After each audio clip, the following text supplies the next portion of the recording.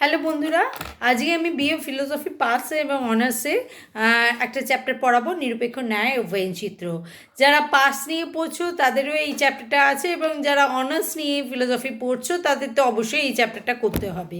তো আমরা আশা করবো তোমরা ক্লাস 12-এ নিরপেক্ষ ন্যায় যাদের ফিলোসফি ছিল তারা নিরপেক্ষ ন্যায় এই চ্যাপ্টারটা পড়ে এসছো। যারা পড়োনি তাদের জন্য আমার ভিডিও আছে ক্লাস 12-এর, আমি তার ডেসক্রিপশন বক্সে তার লিঙ্ক দিয়ে দেবো, তোমরা সেটা ফলো আপ করে নিও। আচ্ছা, যুক্তিবিজ্ঞানী ভেন আমাদের কি করেছিলেন যে এই নিরপেক্ষ ন্যায় বৈধতা প্রমাণের জন্য ভেন চিত্রের সাহায্যে তার বৈধতা প্রমাণের বৈধতা ভেন চিত্র পদ্ধতির সাহায্যে তার বৈধতা প্রমাণ করেছেন। যেহেতু নিরপেক্ষ ন্যায় তিনটি পদ থাকে, সাধ্যপদ, পক্ষপদ এবং হেতুপদ, এই তিনটি পদ থাকে, সেই জন্য এই তিনটি পদের জন্য পরস্পর বিচ্ছেদী তিনটি বৃত্ত অঙ্কন করে নিতে হয় এবং যথাক্রমে SPM নাম দিয়ে দিতে হয়। এবার দেখে নিই আমরা কিভাবে অঙ্কন করব বৃত্ত, তিনটি পরস্পরচ্ছেদী কীভাবে বৃত্ত অঙ্কন করছি সেটা আমরা দেখে নিই, এবং তারপরে আমরা দেখি এর থেকে আমরা আটটা শ্রেণী, মোট আটটা শ্রেণী এর থেকে পাবো। সেগুলো কোন কোন, সেগুলো কি কি সেগুলো আমরা দেখে নিই। ঠিক আছে, দেখো এইখানে পরস্পর পরস্পর তিনটি পরস্পরচ্ছেদী তিনটি বৃত্ত অঙ্কন করা হয়েছে। যথাক্রমে সিদ্ধান্তের জন্য SP আর M হেতুপদের জন্য নাম দেওয়া হয়েছে। S বলতে পক্ষপদ, P বলতে সাধ্যপদ, M বলতে হেতুপদ, সেগুলো আমরা জেনে এসেছি। আচ্ছা, তিনটি এর মধ্যে থেকে আমরা 8টি শ্রেণী পাই। কি কি দেখো, প্রথম শ্রেণী হচ্ছে SMP, সরি SPM। SPM কোন জায়গাটা হচ্ছে? SPM এই জায়গাটাকে বলছে। এখানে আছে এসেরও অংশ আছে, এখানে P এরও অংশ আছে, আবার এখানে M এরও অংশ আছে, সেই জন্য হচ্ছে SPM, এই জায়গাটা হচ্ছে SPM। তারপরে হচ্ছে SPM বার। SPM বার, এখানে SP দুটোরই অংশ আছে, কিন্তু এখানে M এর কোনো অংশ নেই, সেই বৃত্তের কোনো অংশ নেই, সেই জন্য হচ্ছে SPM বার। তারপরে হচ্ছে S বার P, SP P বার M। SP বার M কোন জায়গাটা? এই জায়গাটা SP বার M, মানে এখানে S এর অংশ আছে, M এর অংশ আছে, কিন্তু এই অংশটাতে P বৃত্তের কোনো অংশ নেই, সেই জন্য SP বার M। ঠিক আছে। আচ্ছা, তারপরে আমরা কি পাচ্ছি? S বার PM। S বার PM কোন জায়গাটা? এই জায়গাটা S বার, এইখানে S বৃত্তের কোনো অংশ নেই, কিন্তু এখানে P বৃত্তের অংশ আছে, M বৃত্তের অংশ আছে, সেই জন্য এখানে হচ্ছে এই যে অংশটা হচ্ছে S বার PM। ঠিক আছে।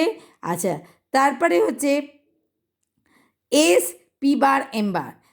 SP বার M বার এই অংশটায় শুধু S এর অংশ আছে, এই জায়গাটা না আছে P এর বৃত্তের অংশ, না আছে M বৃত্তের অংশ, সেই জন্য SP বার M বার। ঠিক আছে। তারপরে হচ্ছে S বার PM, সরি M বার,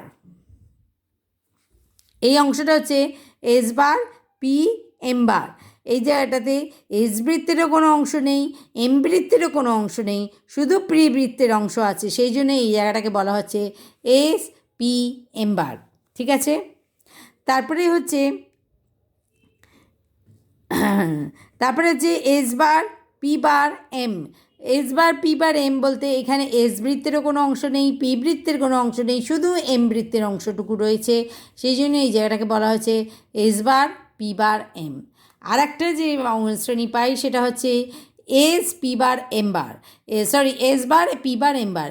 S বার P বার M বার বলতে দেখো, এই বৃত্তের চারপাশে যে আমরা একটা অঙ্কন করেছি, একটা লাইন আমরা এঁকেছি, সেই এই লাইনের মধ্যে এসেরও অংশ নেই, P এরও অংশ নেই, বৃত্তের অংশ নেই, M বৃত্তের অংশ নেই, সেই জন্য এই জায়গাটাকে বলা হয় S বার P বার M বার। ঠিক আছে। আমরা যখন নিরপেক্ষ বচন এবং করেছিলাম, তার ব্যঞ্চিত্র এবং বুলিয়ে ভাষ্য করেছি, সেই ভিডিও লিঙ্কও আমি তোমাদের ডেসক্রিপশন বক্সে দিয়ে দেবো, সেখানে তোমরা দেখবে শূন্যগর্ভ শ্রেণী যখন আমরা বোঝাই তাকে বোঝানোর জন্য আমরা ব্যঞ্চিত্রে তখন আমরা ছায়াবৃত্ত অঙ্কন করি, আর সাত্ত্বিক শ্রেণী বোঝাতে আমরা X এই এই চিহ্নটা ব্যবহার করি থাকি।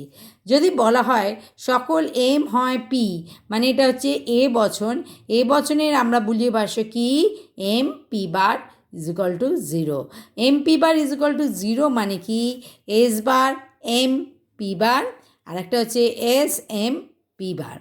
তার মানে তার মানে কোন জায়গাটা, তার মানে হচ্ছে এই জায়গাটা, এইটা হচ্ছে, এই জায়গাটা হচ্ছে এস এম পি বার, আর এই জায়গাটা হচ্ছে S bar M P bar. ঠিক আছে, এবার বোঝা গেছে কোন জায়গাটা আমরা ছায়াবৃত্ত অঙ্কন করছি। ঠিক আছে। অর্থাৎ যদি বলা হয় সকল এ ছয় এম, মানে হচ্ছে এ বচন, এ বচনের বুলিয় ভাষ্য কি, S M bar is equal to zero. S M bar is equal to zero মানে কোন কোন জায়গা, S M bar P bar, মানে হচ্ছে S M bar P bar. আচ্ছা, আর একটা কোন জায়গা, আর একটা হচ্ছে এস এম বার পি, এই জায়গাটা এস এম বার পি। এইগুলো বারবার যদি মানে বৃত্ত অঙ্কন করে আগে এইগুলোকে লিখে লিখে তোমরা যদি প্র্যাকটিস করে নাও, আগের বৃত্তে যেমন দেখালাম, তাহলে তোমাদের এগুলো করতে সময় বেশি লাগবে না। আগে এইগুলো লিখে লিখে আগে প্র্যাকটিস করে নেবে, বারবার দিয়ে বৃত্ত এঁকে আমরা যে 8টা শ্রেণী পাচ্ছি, সেই 8টা শ্রেণী কী কী শ্রেণী কোন কোন জায়গাটা কোন শ্রেণীকে বলছে, সেটা তোমরা যদি লিখে লিখে প্র্যাকটিস করে নাও, তাহলে তোমাদের আঁকতে কোনো অসুবিধে হবে না। ঠিক আছে। আচ্ছা, তাহলে আমরা করে নিলাম, তাহলে এই জায়গাটা আমরা ছায়াবৃত্ত, তাহলে এস এম বার পি বার এই জায়গাটা, আর এস এম বার পি এই জায়গাটা ছায়াবৃত্ত অঙ্কন করতে হবে। আরেকটি নিরপেক্ষ ন্যায়ের আমরা উদাহরণ দেখে নিই। দেখো, সকল এম হয় এম, কোনো এম নয় এস, সুতরাং কোনো এস নয় পি। প্রথমটা কি বচন, এ বচন, তারপর একটা ই বচন, সিদ্ধান্তটাও ই বচন।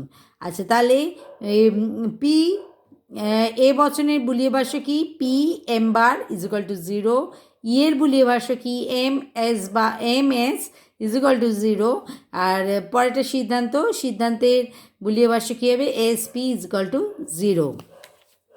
আচ্ছা, P M bar is equal to zero, P M bar বলতে কোন জায়গাগুলোকে বলবে, A S P M bar, আর একটা হচ্ছে S bar P M bar, মানে কোন জায়গাটা, তার মানে হচ্ছে এখানে দেখো, এই জায়গাটা হচ্ছে এস বার পি এম বার এইটা, আর একটা হচ্ছে এস পি এম বার। ঠিক আছে, তাহলে এই জায়গা দুটো ছায়াবৃত্ত করে দিলাম, বুঝে গেল। আচ্ছা, তারপরেরটা দিয়েছে M S is equal to zero, M S বলতে কোন জায়গাটায়, এস পি এম, আর একটা হচ্ছে S P bar M. S P M হচ্ছে এই জায়গাটা, আর একটা হচ্ছে এস পি বার এম, এই জায়গাটা। ঠিক আছে, এই জায়গাটাকে আমরা ছায়াবৃত্ত করে দিলাম।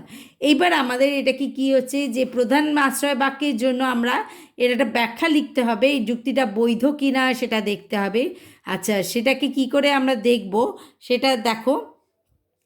আচ্ছা, প্রধান আশ্রয় বাক্যের জন্য আমরা কি কোন জায়গাটা অঙ্কন করেছি, পি এম বার এস, মানে পি এম বার এস, মানে এটা হচ্ছে, আচ্ছা এটাকে যদি আমরা এইভাবে লিখি, পি এম বার আছে তো, আচ্ছা পি এম বার, তোমরা এটাকে আমি তোমাদের সুবিধের জন্য এইভাবে লিখেছিলাম, তোমরা এটাকে করে নাও, পি এম বার এস আর পি এম বার এস বার। হ্যাঁ, তাহলে তাই তো একই হলো, একই কথাটা এলো। তাহলে এই জায়গাটাকে আমরা, তাহলে প্রধান আশ্রয় বাক্যের জন্য আমরা এই অংশটিকে ছায়াবৃত্ত করলাম। অপ্রধান আশ্রয় বাক্যের জন্য আমরা কোন জায়গাটা ছায়াবৃত্ত করছি, এই যে এম এস পি আর এম এস পি বার, এইভাবে ঠিক লিখতে হবে। এইবার এই অংশ দুটিকে আমরা ছায়াবৃত্ত করা হলো। এখন দেখা যাচ্ছে যে সিদ্ধান্তের জন্য নির্দিষ্ট এসপিএম, সিদ্ধান্তে কী আছে, এসপি, সিদ্ধান্তে এসপি বলতে কি বোঝাচ্ছে, এসপি বোঝাতে এসপিএম আর এসপিএম বার, তাই তো? SPM আর SPM বার এই দুটো জায়গা অলরেডি ছায়াবৃত্ত করা আছে, দেখো এই দুটো জায়গা আর এই দুটো অংশ কোনোটি আর নতুন করে অঙ্কন করতে হচ্ছে না, তাই তো? এইখানটাও ছায়াবৃত্ত করা আছে, এই জায়গাটাও ছায়াবৃত্ত করা আছে, যে নতুন করে আমাদের ছায়াবৃত্ত অঙ্কন করতে হচ্ছে কি, সেই জন্য নতুন করে আর ছায়াবৃত্ত অঙ্কন করতে হচ্ছে না। তাহলে অতএব যুক্তিটি বৈধ। যুক্তিটি তাহলে কি? যুক্তিটি বৈধ। সরি, ভুল লিখলাম।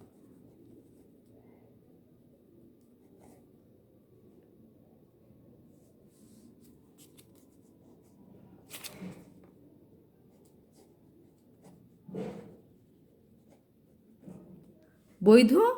আর এটা কোন সংস্থানে আছে, সংস্থানটা কীভাবে দেখবে?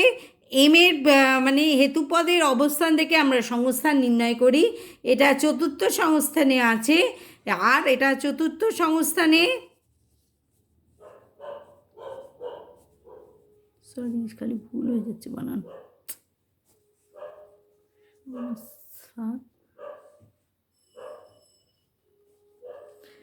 আচ্ছা, চতুর্থ সংস্থানে বৈধ মূর্তির এটার কি নাম হবে? এটার নাম হচ্ছে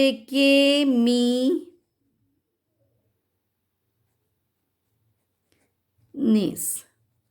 আমি তোমাদের বলেছিলাম যে বৈধ মূর্তির নামগুলো কিন্তু তোমাদের অবশ্যই মুখস্থ করে রাখতে হবে।